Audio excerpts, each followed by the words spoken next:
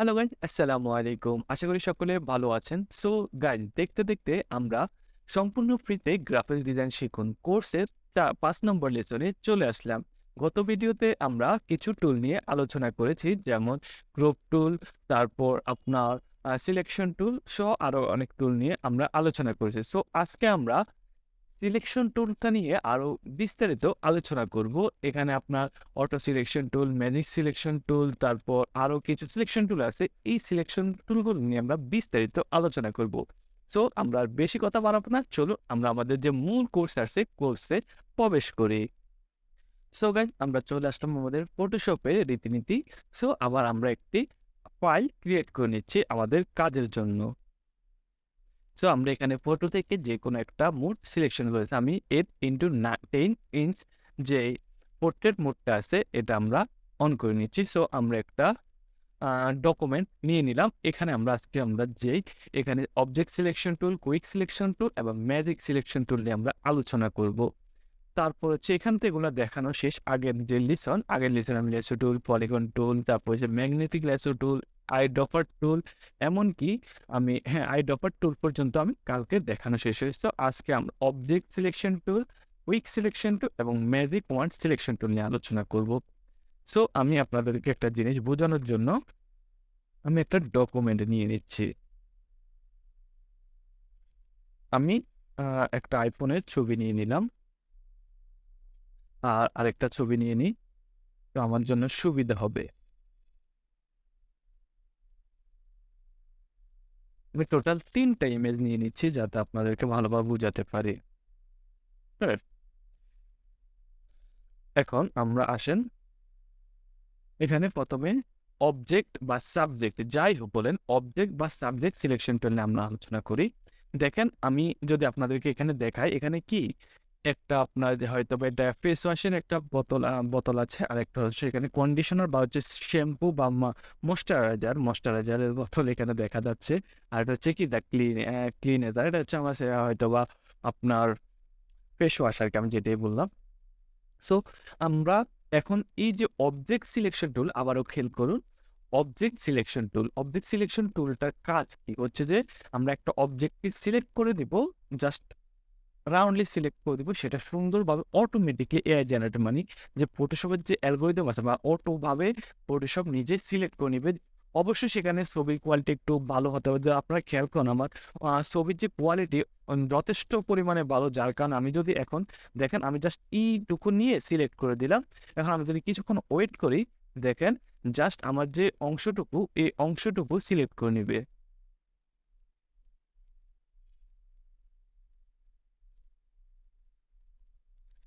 এখন যদি খেয়াল করেন আমার কিছু সময় নিয়েছে। সময় নেওয়ার পরে এবার দেখুন একেবারে, মানে বলব না যে একেবারে নিখুঁত, তবু যতটুকু সম্ভব, হ্যাঁ? নিখুঁতভাবে আপনার আ যে সিলেকশনটা করা হয়ে গেছে। এখন এই যে সিলেকশন করলো, হ্যাঁ? এখন যদি আমি নরমাল একটা ধরেন, আমি একটা নরমাল ইমেজ নিয়ে নিই, ওইখানে আমি যদি সিলেকশন করতে যাই, দেখবেন যে সিলেকশন অনেক সময় সমস্যা হতে পারে। আমার এখানে তো সবগুলো হাই কোয়ালিটির ইমেজ, নরমাল ইমেজ কিভাবে ওই থেকে নিই? জাস্ট আমি যদি এটা নিই, হ্যাঁ, এটার কোয়ালিটি একটু অনেক হালকা বাজে। আমি যদি এই সম্পূর্ণটাকে একটু সিলেক্ট করে দিই, দেখবেন এখানে সিলেকশনে ঝামেলা হবে। দেখছেন? এখান দিয়ে সম্পূর্ণ সিলেকশন হয় নাই। কারণ এখানে যে পিক্সেল কোয়ালিটি যথেষ্ট ভালো নেই। আর যদি আমি এইখানে খেয়াল করি, দেখবেন যে পিক্সেল কোয়ালিটি যথেষ্ট পরিমাণে ভালো আছে। যার কারণে আমি যখন সিলেকশনটা করলাম, তাহলে দেখেন অটোমেটিক সিলেকশন। তাহলে এই সিলেকশনের উপরে রেখে আমি চাচ্ছি যে এইটাও সিলেক্ট করে নিব। তাহলে দেখেন আমি এখন কি করব? এখানে শিফট দিলে, আপনার যদি এখানে খেয়াল করেন, শিফট দিলে প্লাস আইকন আসতেছে। আমি এখানে এটাকে একটু অন্য জায়গায় নিই। শিফট দেখেন, এই যে আমার যে হ্যাঁ? এখানে দেখেন আপনার প্লাস আইকন আসতেছে। আর অল্ট দিলে মাইনাস আসতেছে। দেখছেন? অল্ট দিলে মাইনাস, শিফট দিলে প্লাস। এখন আমি যদি অল্ট দিলে এখান থেকে কাটা যাবে। আমি যদি অল্ট দিই, দেখেন এখান থেকে এতটুকু মানে সিলেকশন বাদ। আমি কন্ট্রোল জেড দিলাম, আবার আগের সিলেকশনে চলে গেল। আমি শিফট দিব। শিফট দিয়ে এটার সাথে আমি প্লাস করে নিব। এটাকে আবার সিলেকশন করে নিব। দেখেন এটার সাথে এটাও সিলেক্ট হয়ে গেছে শিফট দেওয়ার সাথে, সাথে। তারপর দেখেন আমি এখানে কি করব? এখানে আরেকটা কাজ, এগুলোর কাজ আপনাদেরকে সবগুলো দেখাবো। এখানে শুধু আপনার হচ্ছে যে সিলেক্ট, ইনভার্স, ফেদার আর হচ্ছে সিলেক্ট মার্কস এইটুকু আজকে আপনার দেখাবো। ডিসিলেক্ট মানে কি? ডিসিলেক্ট দিলে এই সবগুলো ডিসিলেক্ট হয়ে যাবে। অথবা আমরা যদি আবার কন্ট্রোল ডি দিই, কন্ট্রোল ডি হচ্ছে ডিসিলেক্ট। আমরা আবার দেখেন এখানে সিলেকশন আছে। আমি যদি ডিসিলেক্ট দিই তাহলে সিলেকশন নাই, মানে বাতিল হয়ে গেছে সিলেকশন। আবার যদি কন্ট্রোল জেড দিয়ে আগে সিলেকশন চলে আসলো। আবার কন্ট্রোল ডি দিলে ওই ডিসিলেক্টের একটা হচ্ছে শর্ট ফর্ম, আপনারা শর্ট ফর্মগুলো খাতায় লিখে রাখবেন। শর্ট ফর্ম হচ্ছে ডিসিলেক্ট হচ্ছে ডি। তারপর আমরা আবার চলে আসলাম। তারপর দেখেন সিলেক্ট ইনভার্স দেখেন এখানে কি কোনো সিলেকশন আছে? বাইরে সিলেক্ট নাই। জাস্ট এতটুকুর মধ্যে আমি যদি আপনাদেরকে ভালো করে বুঝাই, এই দেখেন আমি যদি এখন কোনো ব্রাশ ইউজ করি, দেখেন ব্রাশগুলো কিন্তু এই যে ভিতরে আছে না, এই ভিতরে, বাইরে যখন আমি ব্রাশ দিচ্ছি ইউজ হইতেছে না। ব্রাশগুলো ভিতরে ইউজ হইতেছে। হ্যাঁ? এখন আমি আপনাদেরকে আরেকটা জিনিস দেখাই। এখন তাহলে দেখেন, এখন যদি আমি সিলেক্ট ইনভার্স দিই, তাহলে দেখেন এখানে এই সিলেকশনটা দেখেন এখানে ছিল না। এদিকে খেয়াল করেন কোনো সিলেকশন আছে? নাই। জাস্ট এতটুকু সিলেকশন। আমি যদি এখন সিলেক্ট ইনভার্স দিই তাহলে দেখেন এখানে সিলেকশন আছে মনে হচ্ছে, কিন্তু আসলে এটা সিলেকশনটা বাইরে হয়ে গেছে। এখন যদি আমি ভিতরে দিই, দেখছেন হইতেছে? হইতেছে না। এখন এটা আপনার বাইরে হইতেছে। দেখছেন?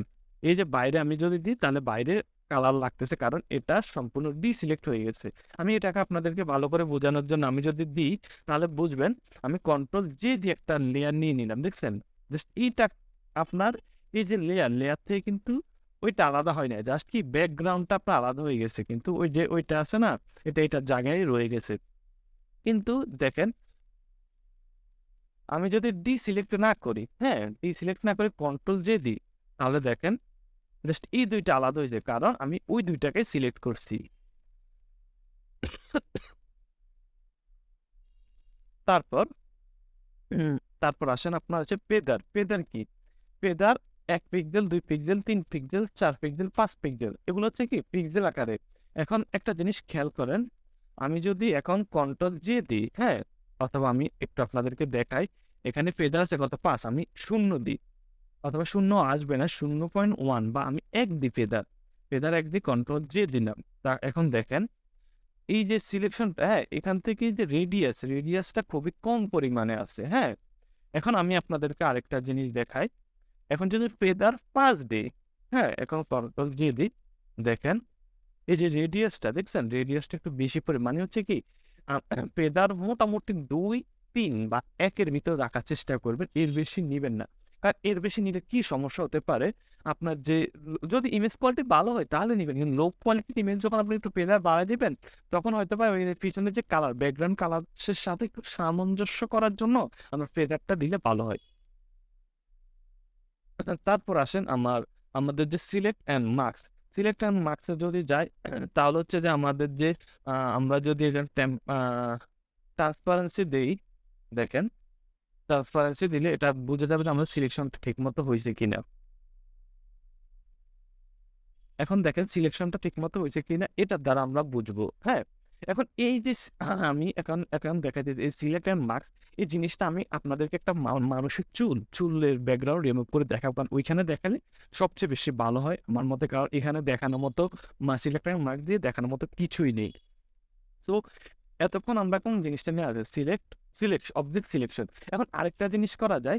এখন যদি আপনার লক্ষ্য করেন এই স আ এখ আমি তো এতক্ষণ ধরে এইভাবে সিলেকশন করে দেখি যে আপনাদেরকে ডিরেক্ট সিলেকশন করে দেখেন ২ টা সিলেক্ট হয়ে গেছে। এখন এটা না করে আমরা এখানে সিলেক্ট সাবজেক্ট যদি দিই, তাহলে দেখেন অটোমেটিক সিলেক্ট করে নিবে। দেখেন, দেখছেন? অটোমেটিক সিলেক্ট সাবজেক্ট করে নিচ্ছে। মানে কি? আপনার এখন সবকিছু ডিজিটাল হচ্ছে। পরবর্তীতে দেখবেন ফটোশপের এমন টুলস আসছে, হ্যাঁ? আপনার কিছুই করা লাগছে না। জাস্ট হাতে ২ একটা ক্লিক করলে দেখবেন কাজ সারা।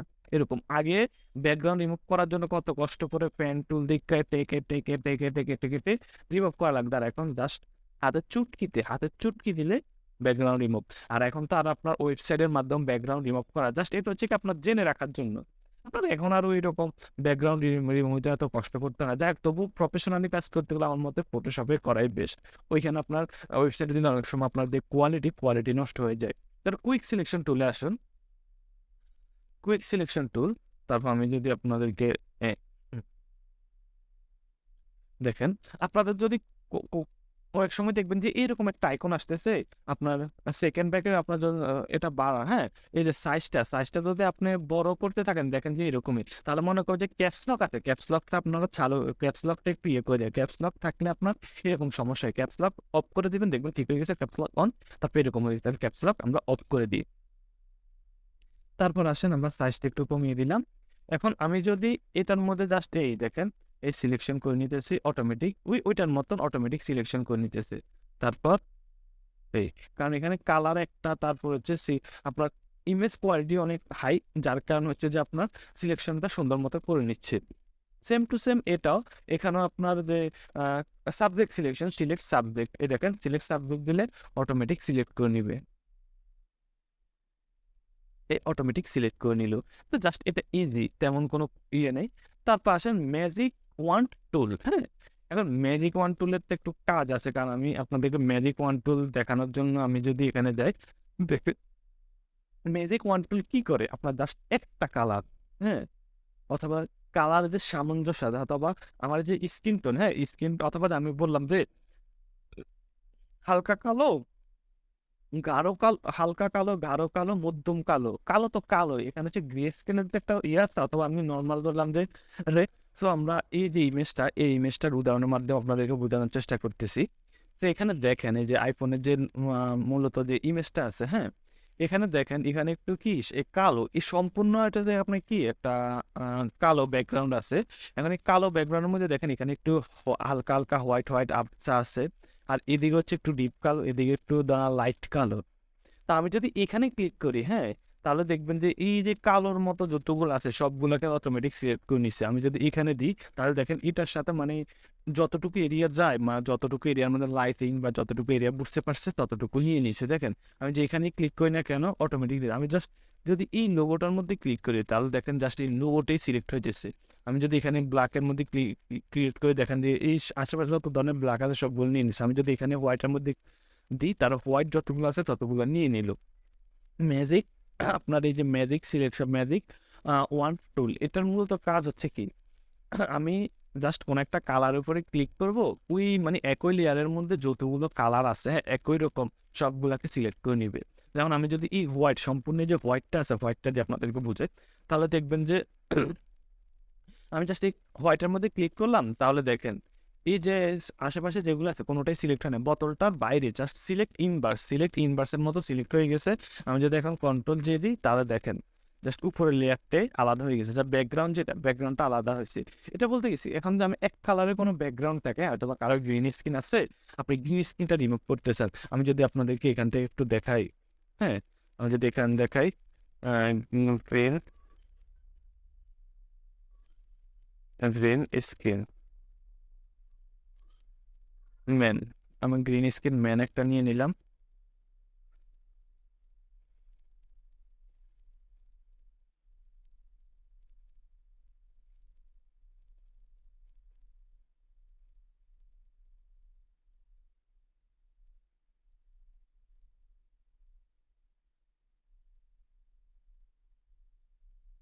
জাস্ট আমি এই যে গ্রিন স্ক্রিনটা আছে এটা আপনার নেট থেকে ডাউনলোড করে নিলাম।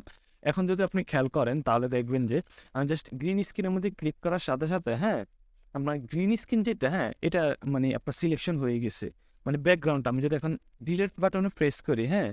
অথবা আমি যদি এখান থেকে ডিলিট বাটনে প্রেস করি তাহলে দেখেন গ্রিন স্ক্রিনটা রিমুভ হয়ে গেছে। এখান দিয়েই হালকা, যার কারণে এটা সিলেক্ট হয় নাই। আমি যদি এটা দিয়ে দিই ডিলিট বাটনে ক্লিক করলে দেখেন পুরা অল যে মানে আপনার গ্রিন স্ক্রিন আছে গ্রিন স্ক্রিন রিমুভ হয়ে গেছে ফটোশপ থেকে। এখন এই সেম টু সেম আমি যেটা দেখাইছি এটা হচ্ছে একটা হোয়াইট ব্যাকগ্রাউন্ড আছে আপনার। হোয়াইট ব্যাকগ্রাউন্ডটা আমি জাস্ট ক্লিক করলাম। ক্লিক করার সাথে, সাথে দেখেন জাস্ট হোয়াইট যেটা ওইটাই। এখন যে আমি এটার ভিতরে দিই, হ্যাঁ? দেখেন এটার ভিতরে এই যে মানে একটা কালার, হ্যাঁ? এই কালারটা আপনার হলুদ আবছা কালারটা এটা আপনার বাধাগ্রস্ত করতেছে। এখন আমি যদি আপনাদেরকে কন্ট্রোল দিই, জাস্ট এখানে একটা জিনিস দেখাই।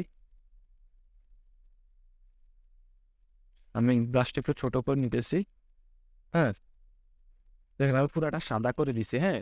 এখন যদি আমি এখানে ক্লিক করি, দেখেন আশেপাশে যা আছে সবগুলো সহকারে সিলেক্ট হয়ে গেছে। কারণ এই যে বাইর হওয়ার একটা সুযোগ পাইছে, যে ম্যাজিক ওয়ান টুলটা আপনার বাইরে হওয়ার একটা সুযোগ পাইছে। কিন্তু এখান দিয়ে হয় নাই কেন? এই যে এই অংশটাতে হইতেছে না কেন? আমি এখানে ক্লিক করছি, এগুলো সিলেকশন হইছে। এটা সিলেকশন হয় নাই কেন? কারণ এই যে অংশটুকু বাধাগ্রস্ত করছে জাস্ট আপনার সিলেক্ট করার জন্য। জাস্ট এতটুকু আপনার যে অংশটা আপনি সিলেক্ট করতে চান বা একই কালার সিলেক্ট করতে চান, ওই জিনিসটা আপনার আ ম্যাজিক ওয়ান টুল দিয়ে সিলেক্ট করলে দেখবেন সম্পূর্ণ যত এরিয়া আছে একই কালারে ওটা সিলেক্ট হয়ে গেছে। সো আমরা এটা আ দেখাইতেছি, এটা সিলেক্ট করলাম। তারপর আমরা সিলেক্ট ইনভার্স দিই তাহলে জাস্ট এটা সিলেক্ট হয়ে গেছে। এটা সিলেক্ট হয়ে গেছে, কন্ট্রোল জে দিই তাহলে দেখেন হয়ে গেছে। এটা জাস্ট ইজি একটা ওয়ে, এখানে কোনো আপনার আম মানে না বোঝার মতো কিছু নাই। জাস্ট একটু প্র্যাকটিস করলে দেখবেন হয়ে গেছে। এখানে না বোঝার মতো কিছুই না। জাস্ট আজকে আপনার এই যে ২-৩ টা টুল মানে এটা একটা ৩ টা টুল নিয়ে বোঝার মতন কিছু ছিল, যার কারণে হচ্ছে একটা আলাদা ভিডিও করলাম। সো পরবর্তীতে আমরা কি নিয়ে ভিডিও? পরবর্তীতে আপনার যে হেলিং ব্রাশ টুল এটা নিয়ে আমরা আলাদা একটা পরবর্তী যে পরবর্তী লিসনটা এটা নিয়ে আসতেছে। সো এই যে ভিডিওটা এতক্ষণ দেখলেন, এটা যদি আপনাদের কাছে ভালো লেগে থাকে তাহলে সাবস্ক্রাইব করবেন এবং পাশে থাকা বেল আইকনটি ক্লিক করে দিবেন।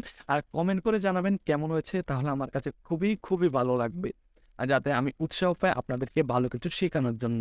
আর আমার মনে হয় না যে বাংলাদেশে এভাবে কেউ আপনাদেরকে সুন্দরভাবে স্টেপ বাই স্টেপ শিখাবে। মানে আমি যতটুকু চেষ্টা করেছি আমার হয়তোবা আগের যে লিসনগুলো ওইখানে আমি কিছুটা ঘাটতি হয়তোবা আমার বলার ধরন বা অন্যান্য জায়গায় একটু হালকা পাতলা ঘাটতি থাকতে পারে। ইনশাআল্লাহ সেগুলো আমি সংশোধন করার চেষ্টা করতেছি। আর সুদূর ভবিষ্যতে আরো ভালোভাবে আমি কনটেন্ট বানানোর কথার যে স্পিড সেটা আরো বাড়বে ইনশাআল্লাহ। সো এখন মেইন কথায় আসি। আমি আপনাদের জন্য যে সম্পূর্ণ ফ্রিতে গ্রাফিক ডিজাইন শিখুন স্টেপ বাই স্টেপ, মানে আমি আপনাদেরকে একেবারে A to Z সকল কিছু টুলসের ব্যবহার শিখাতে চাচ্ছি। তো এই যে কোর্সটা এই যে ভিডিওটা করলেন এটাও কিন্তু কোর্সের একটা অংশ। এটা হচ্ছে লেসন নম্বর 5। তো এই যে কোর্সটা যদি আপনারা করতে চান তাহলে কমেন্ট বক্সে আমি যে প্লেলিস্ট অথবা ডেসক্রিপশন বক্সে প্লেলিস্টের লিঙ্ক দিয়ে দেবো। আর যদি লিঙ্ক নাও দিয়ে থাকে তাহলে আমার চ্যানেলে যাবেন। চ্যানেলে যাওয়ার পর আপনার প্লেলিস্ট অপশনে যাবেন। ওইখানে গেলে দেখবেন সম্পূর্ণ ফ্রিতে গ্রাফিক ডিজাইন শিখুন। অথবা আমার যে এই যে ভিডিওর যে থাম্বনেলটা এতক্ষণ দেখলাম, মানে যে থাম্বনেল দিয়ে ক্লিক করছেন একই রকমের থাম্বনেল সবগুলোতে আছে। সো এই একই রকম থাম্বনেল জাস্ট টাইটেলটা ভিন্ন। এই একই রকমের থাম্বনেল হচ্ছে আমার মধ্যে হচ্ছে ফটোশপ এর যে ফ্রি কোর্স, যে ফটোশপ এবং হচ্ছে আপনার ইলাস্ট্রেটর মূলত হচ্ছে গ্রাফিক্স ডিজাইনের যে কোর্সটা সম্পূর্ণ একই। সো আপনারা ওইখানে ক্লিক করলে দেখবেন যে ওইখানে আপনারা ক্লিক করলে আপনার সম্পূর্ণ যে কোর্সটা সেটা পেয়ে যাবেন। ইনশাআল্লাহ আগামীতে ভিডিও আসতে থাকবে। এই যে এখন বর্তমানে ভিডিও দেখছেন, এখন পর্যন্ত আমার যে চ্যানেলের মধ্যে এই যে কোর্সের ভিডিও আছে মূলত হচ্ছে ৫ টা, মানে ৫ টা লিসন আছে। তো আমি আস্তে আগামীতে নিয়ে আসার চেষ্টা করব। ইনশাআল্লাহ রেগুলার নিয়ে আসবো আপনাদের জন্য ভিডিও। আমি হালকা পাতলা একটু রিসার্চ করি যাতে আপনাদের কোনো ভালোভাবে শিখাতে পারি। যাতে প্রেজেন্টেশনটা ভালো হয়, আপনারা ভালোভাবে শিখতে পারেন, গাইডলাইন পেতে পারেন এর জন্য। তো আমার জন্য দোয়া করবেন। আরো যেন ভালো কিছু আপনাদেরকে শিখাতে পারি, আপনাদের সাথে শেয়ার করতে পারি। যদি ভালো লাগে থাকে তাহলে অবশ্যই পাশে থাকবেন। আল্লাহ হাফেজ। আজকের মতো পরবর্তী ভিডিওতে দেখা হচ্ছে।